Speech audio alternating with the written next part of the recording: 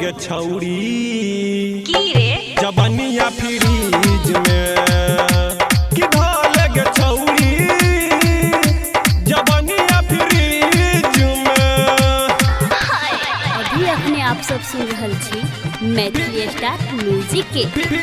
Gupta music के studio कसमा मरार। Gupta music studio कसमा मरार। जबनिया फ्रीज में कि ढाल गे छौड़ी जबनिया फ्रीज में डीजे सुमित सतीश डीजे सुमित सतीश रैमा जवानी के गरमी दौड़ई छौ तोरे नस है नास गे चुबै के नहीं मान होइया कर छौ लस लस गे जवानी के गरमी दौड़ई छौ तोरे नस नास गे चुबै के नहीं मान होइया कर छौ लस लस गे किया डलबही छै मन सब चीज में कि ढाल गे छौड़ी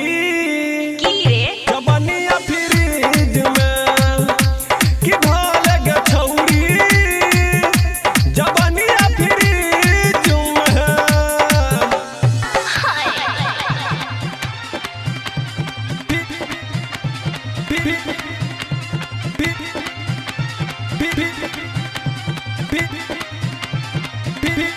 जबनिया फ्रीज में कि ढाल गे छौड़ी जबनिया फ्रीज में डीजे सुमित सतीश डीजे सुमित सतीश रैमा गर गर छोड़ै छौ पानी तोहरी जमीन गे लगैया कि हैंग क जेतौ तोहरी मशीन गे गर गर छोड़ै छौ पानी तोहरी जमीन गे लगैया कि हैंग क जेतौ तोहरी मशीन गे एना रहबे त छोड़ देतौ गीज के कि ढाल गे छौड़ी जबनिया फ्रीज में कि ढाल गे छौड़ी जबनिया फ्रीज में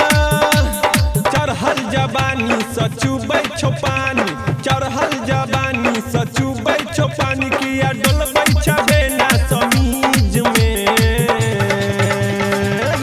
कि ढाल गे छौड़ी